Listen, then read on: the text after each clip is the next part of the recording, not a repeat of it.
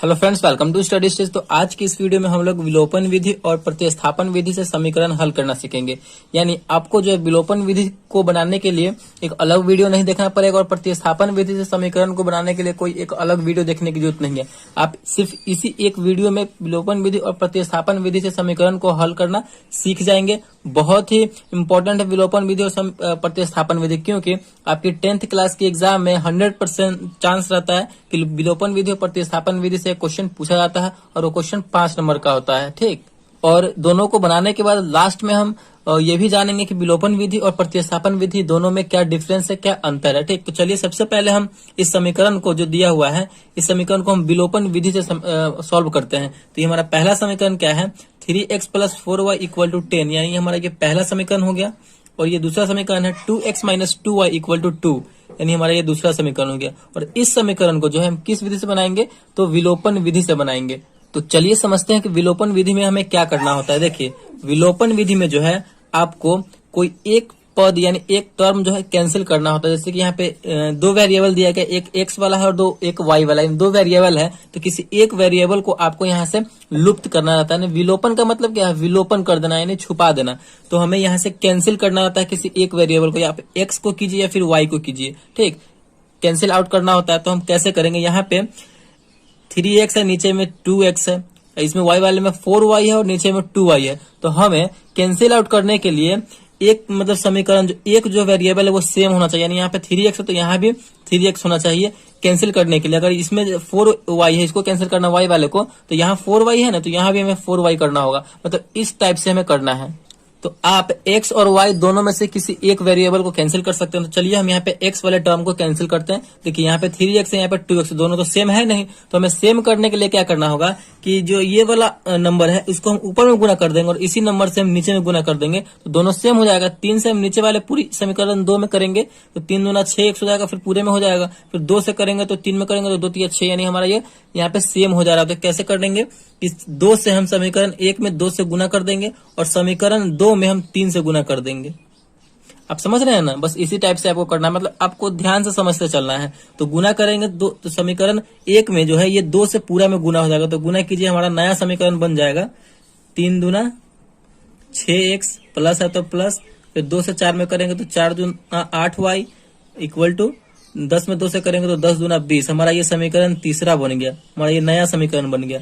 फिर 3 से इस पूरी समीकरण में होगा तो 3 दूना 6x माइनस है तो माइनस, फिर 3 में 2 से करेंगे 3 दूना 6y, फिर = 3 में 2 से करेंगे तो 3 दूना 6। ये हमारा चौथा समीकरण हो गया, नया समीकरण बन गया। अब हम यहाँ पे देखिए एक टर्म बिल्कुल सेम हो गया, यानी वेरिएबल सेम है। 6x ऊपर भी है और 6x नीचे भी है, तो दोनों यहाँ पे कैंसिल हो जाएगा। तो चलिए यहाँ पे हम कैंसिल करते हैं।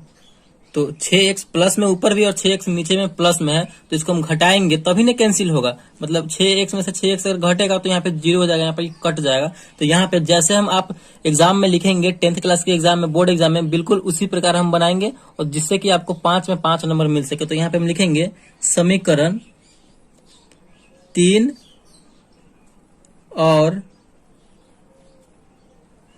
4 को घटाने पर, समीकरण 3 और 4 को यहाँ पे हम घटाएंगे तो घटाइए 6x + 8y = 20 है हमारा तीसरा। चौथा है 6x - 6y = 6 है। तो इसे हम घटाएंगे, घटाइए। 6x प्लस में है और नीचे हम घटा रहे हैं तो माइनस का चिन्ह लगेगा, तो 6x यहाँ पे माइनस में हो गया, तो यहाँ पे ये कैंसिल हो जाएगा क्योंकि बराबर में कैंसिल हो जाएगा। देखिए नीचे वाले चिन्ह को हमेशा आपको देखते चलना है। आप यहाँ पे माइनस का चिन्ह हम क्या कर रहे हैं, तो घटा रहे हैं। तो माइनस यहाँ पहले से है, ऊपर वाले को नहीं देखना है, इसको देखना है। तो माइनस यहाँ पहले से है और हम माइनस कर रहे हैं, तो माइनस और माइनस मिलकर क्या होता है, तो प्लस होता है। तो अब हमारा ये दोनों जुड़ जाएगा, ऊपर वाला भी हमारा प्लस में हो गया, नीचे वाला भी हमारा प्लस में हो गया। ठीक, तो 8 और 6 को जोड़ेंगे तो हमारा हो जाएगा 14, y है तो y, घटा रहे हैं तो घटाइए। यहाँ पे प्लस का यहाँ पे चिन्ह है, माइनस है तो माइनस प्लस मिलकर होता है माइनस, तो घटाइए। 20 में से 6 जाएगा तो यहाँ पे हमारा बचेगा 14। तो y बराबर, y के वैल्यू निकालने के लिए क्या करना होगा, y को अकेला रखना होगा। तो y बराबर 14 तो अपने जगह पे है। अब 14 को गुना में है, बराबर को उधर जाएगा तो भाग में आ जाएगा, तो बट्टे में 14, 14/14 यानी 1। यानी हमारा जो है यहाँ पे y का वैल्यू निकल के चला आया, y = कितना आ गया, तो 1 आ गया। इस प्रकार हमारा y का वैल्यू निकल के आ गया। अब हम इसी y की मदद से समीकरण 1 में या फिर समीकरण 2 में y का वैल्यू रख देंगे तो हमारा x का वैल्यू भी निकल कर चला आएगा। तो चलिए हम समीकरण 1 में आप या फिर 2 में किसी में भी रख सकते हैं। तो समीकरण 1 में हम इस y का वैल्यू रखते हैं। तो चलिए हम समीकरण 1 में एक y का वैल्यू रखते हैं। y का हमारा मान निकल के आया है। तो यहाँ पे हम कैसे लिखेंगे, बजाबते से लिखेंगे समीकरण 1 में y का मान रखने पर। अगर आप इस प्रकार लिख के बनाएंगे तो बोर्ड में आपको बहुत ही अच्छे नंबर प्राप्त होंगे रखने पर। चलिए हमारा समीकरण 1 क्या है, 3x plus 4y equal to 10 है। तो हमें y का मान रखना है, यानी y के जगह पर 1 रखना है। तो यहाँ पे हो जाएगा 3x प्लस 4 और y के जगह पर 1 आया है तो 1 लिखेंगे बराबर 10। 3x प्लस 4 में 1 से गुना करेंगे तो 4 हो जाएगा बराबर 10। तो 3x बराबर क्या हो जाएगा, 4 प्लस में है, बराबर के उधर जाएगा तो माइनस में हो जाएगा। 10 तो अपने जगह पर है, ये ना उधर जा रहा है, तो प्लस है तो माइनस हो जाएगा, माइनस यहाँ पे 4 हो जाएगा। तो 3x बराबर क्या हो जाएगा, 10 में से 4 जाएगा तो बचेगा हमारा 6। तो x बराबर क्या हो जाएगा, 6 जगह पे है अपने।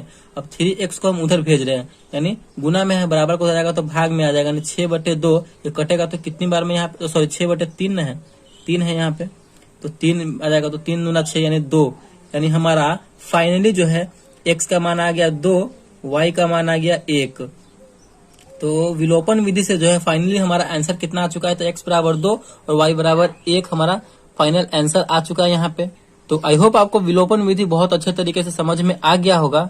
तो हमें विलोपन विधि में करना क्या होता है कि आपको एक टर्म को, यानी एक वेरिएबल को आप x को कैंसिल आउट कर सकते हैं या फिर y को कैंसिल आउट कर सकते हैं। अगर हमें y को करना होता तो यहाँ पे हम क्या करते हैं कि इसमें y वाले में, ऊपर वाले में 2 से गुना कर देते तो ये मिलकर हो जाता 4 दूना 8, और नीचे वाले समीकरण 2 में हम 4 से गुना कर देते, तो 2 में 4 से करते तो 8, हमारा ये दोनों बराबर हो जाता 8 8। तो इसको हम कैंसिल आउट कर सकते थे। आप x को कर सकते हैं या फिर y को कर सकते हैं। तो यही करना होता है हमें विलोपन विधि, यानी एक को विलुप्त करना होता है, छुपाना होता है। इसका नाम एलिमिनेशन मेथड है या फिर लुप्तीकरण विधि भी है। तो आई होप आपको विलोपन विधि से समीकरण को सॉल्व करना आ गया होगा। चलिए अब हम समझते हैं यहाँ पे प्रतिस्थापन विधि से समीकरण को हल करना। तो इसी क्वेश्चन को जो है हम प्रतिस्थापन विधि से सॉल्व करेंगे। 3x प्लस 4y बराबर 10 और 2x माइनस 2y बराबर 2। तो इसी समीकरण को हम प्रतिस्थापन विधि से सॉल्व करके देखते हैं कि हमारा वो वैल्यू सेम आता है कि नहीं x और y का। तो चलिए सॉल्व करते हैं। तो हमारा पे वही समीकरण है जिस समीकरण से हमने विलोपन विधि से सॉल्व किया है इसको। तो चलिए इसी समीकरण को प्रतिस्थापन विधि से सॉल्व करते हैं। 3x प्लस 4y बराबर 10 यानी समीकरण 1 हो गया। 2x माइनस 2y बराबर 2 यानी हमारा समीकरण 2 हो गया। तो विलोपन विधि में हमारा क्या था कि एक पद को हमें कैंसिल आउट करना होता था, यानी छुपाना होता था, ठीक। लेकिन प्रतिस्थापन विधि में वैसा नहीं है।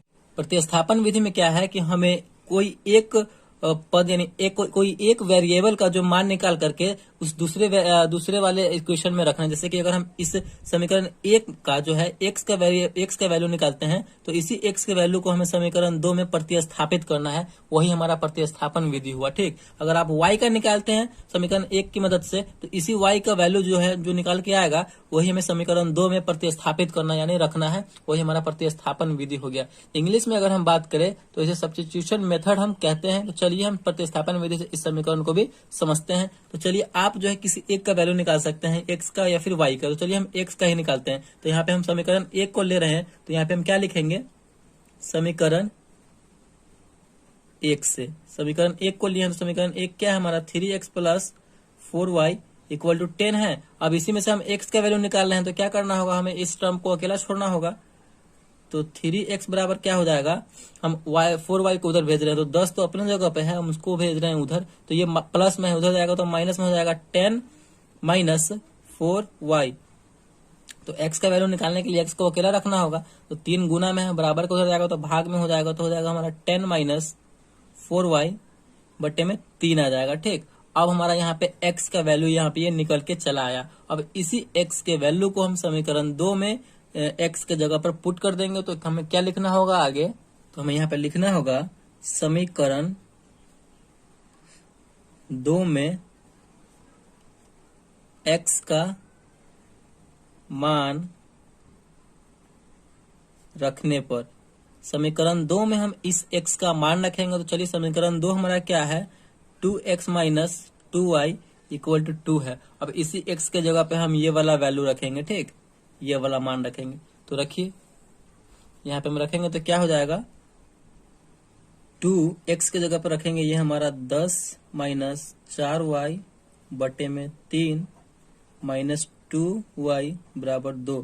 इसे हम सॉल्व कर देंगे तो यहाँ पे हमारा सिर्फ एक y वाला टर्म बच रहा है, तो हमारा y का वैल्यू यहाँ से निकल के चला आएगा। ठीक, इसी प्रकार आपको करना है, बस आप समझते चलिए कि किस टाइप से बन रहा है, किस तरीके से ये बन रहा है। ठीक, तो चलिए गुना कीजिए, यानी इस 2 से हम इस पूरे वाले में ऊपर वाले में गुना हो जाएगा, तो 10 में 2 से करेंगे तो 10 दूना 20 माइनस 4 दूना 8y बटे में 3 माइनस 2y बराबर 2। इस 2y के नीचे कुछ भी नहीं है, तो इसका मतलब क्या 1 है, तो हम 3 और 1 का एलसीएम लेंगे तो हमारा कितना होगा, 3 और 1 का एलसीएम तो 3 ही होगा।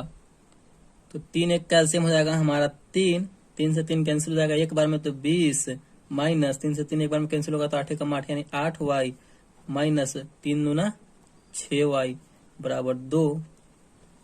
चलिए ये आपको समझ में आया, तो नहीं आया होगा तो कमेंट में बताइएगा, हम आपको कमेंट का रिप्लाई करके बता देंगे। चलिए यहाँ पे देखिए अब 20 माइनस 8y और माइनस 6y, तो माइनस 8y और माइनस 6y मिलकर कितना हो जाएगा, तो माइनस 14 हो जाएगा कि 8 और 14, और y है तो y, माइनस में था तो माइनस में लगा देंगे, बटे में 3 है तो 3 बराबर 2। ठीक, उसके बाद क्या होगा, उसके बाद देखिए इस 3 को हम उधर भेज देंगे, क्योंकि ये भाग में है, बराबर को उधर जाएगा तो गुना में हो जाएगा, तो 20 माइनस 14 y बराबर 2, और भाग में है, बराबर को हो जाएगा तो गुना में, तो 3 गुना हो जाएगा 6। तो यहाँ पे हम y का वैल्यू अब आराम से निकाल लेंगे, तो माइनस 14 y बराबर, इस संख्या वाले को संख्या वाले के साथ रखेंगे तो 20 इधर है, प्लस में है, बराबर को हो जाएगा तो माइनस में 6 अपने जगह पे है तो माइनस 20 हो जाएगा। तो यहाँ पे देखिए माइनस 14y बराबर क्या हो जाएगा, माइनस 14, क्योंकि 6 में से 20 घटे, कम में से ज्यादा घट रहा है, तो यहाँ पे माइनस में आंसर आएगा। तो माइनस इधर भी है, माइनस इधर भी है, बराबर के दोनों ओर माइनस है, तो माइनस माइनस कैंसिल हो जाएगा। तो यहाँ से हमारा y का वैल्यू निकल के चला आएगा, y बराबर, y का वैल्यू निकालने के लिए y को अकेला रखना होगा, तो 14y है, तो y बराबर क्या हो जाएगा, 14 तो अपने जगह पे, इस 14 गुना में लगा हुआ है, बराबर के हो जाएगा तो भाग में हो जाएगा, 14 बटे 14 कितनी बार में कटेगा, 14 से भाग देंगे तो एक बार में कटेगा। तो यहाँ पे हमारा फाइनली जो है y का मान निकल के चला आया।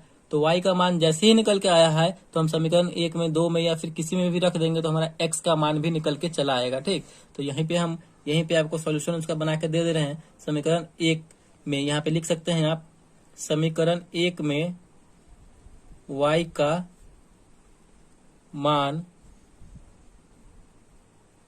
रखने पर, तो समीकरण 1 में हम y का मान रखें, समीकरण 1 है हमारा 3x प्लस 4y बराबर 10। आप किसी में भी रख सकते हैं, 1 में भी रख सकते हैं, 2 में भी रख सकते हैं। तो चलिए 3x प्लस 4, y की जगह पे क्या रखेंगे, 1 रखेंगे, क्योंकि y का मान हमारा 1 आया है, इक्वल टू 10। 3x बराबर क्या हो जाएगा, देखिए 3x बराबर, हम उसको देखिए इस संख्या में 4 में 1 से गुना करेंगे तो 4 हो जाएगा, तो ये संख्या वाला इधर है और संख्या वाला भी इधर, तो संख्या वाला को संख्या वाले के साथ रखेंगे, 4 उधर चला जाएगा तो 10, और माइनस में 4 हो जाएगा, क्योंकि ये प्लस में है, बराबर को उधर जाएगा तो माइनस में। तो x बराबर क्या हो जाएगा, x का मान निकालने के लिए x को अकेला रखना होगा, तो 3 को हम उधर भेज देंगे, 10 में से 4 गया तो 6, और बट्टे में यहाँ पे भाग में चला जाएगा, क्योंकि यहाँ पे जो है 3 गुना में लगा हुआ है, बराबर को उधर जाएगा तो भाग में हो जाएगा, तो 6 में 3 से भाग दे देंगे, तो यहाँ पे हमारा कट के आ जाएगा 6 बटे 3 यानी 2। फाइनली जो है हमारा x बराबर हो जाएगा 2 और y बराबर हो जाएगा 1, यानी हमारा यहाँ पे प्रतिस्थापन विधि से भी हमारा वही वैल्यू आया, x बराबर 2 और y बराबर 1, और विलोपन विधि से भी हमारा वही मान आया था, x बराबर 2 और y बराबर 1। तो इसी तरीके से हम विलोपन विधि और प्रतिस्थापन विधि को सॉल्व करते हैं। अब समझते हैं कि विलोपन विधि और प्रतिस्थापन विधि में अंतर क्या है। देखिए विलोपन विधि में क्या करना होता है कि विलोपन विधि में हमें एक पद को, यानी एक वेरिएबल को आपको विलुप्त करना रहता है, यानी छुपाना रहता है। विलोपन विधि का मतलब ही वही है, यानी एलिमिनेशन मेथड, यानी हम आप एक्स को कट कर दीजिए या फिर वाई को कट कर दीजिए, जो आपको मतलब, लेकिन दोनों सेम होना चाहिए। ठीक, और प्रतिस्थापन विधि में क्या होता है कि आपको किसी एक का वैल्यू निकाल करके, किसी एक या टर्म का यानी एक्स का या फिर वाई का वैल्यू निकाल करके दूसरे समीकरण में प्रतिस्थापित करना, यानी उसका मान रखना, वही हमारा प्रतिस्थापन विधि हुआ। विलोपन विधि में आपको छुपाना है और प्रतिस्थापन विधि में आपको उसका मान उठा करके दूसरे समीकरण में प्रतिस्थापित करना है। बस यही डिफरेंस है प्रतिस्थापन विधि और विलोपन विधि में। एकदम 110% एग्जाम में पूछा ही जाता है, तो दोनों को अच्छे तरीके से आप समझ लीजिए। तो आई होप वीडियो आपको बहुत अच्छे तरीके से समझ में आ गया होगा और विलोपन विधि और प्रतिस्थापन विधि से समीकरण को हल करना सीख गए होंगे। तो वीडियो अगर आपको अच्छा लगा और पसंद आया तो प्लीज वीडियो को एक लाइक कीजिएगा, और चैनल पर नया है तो चैनल को सब्सक्राइब जरूर कीजिएगा। Thank you.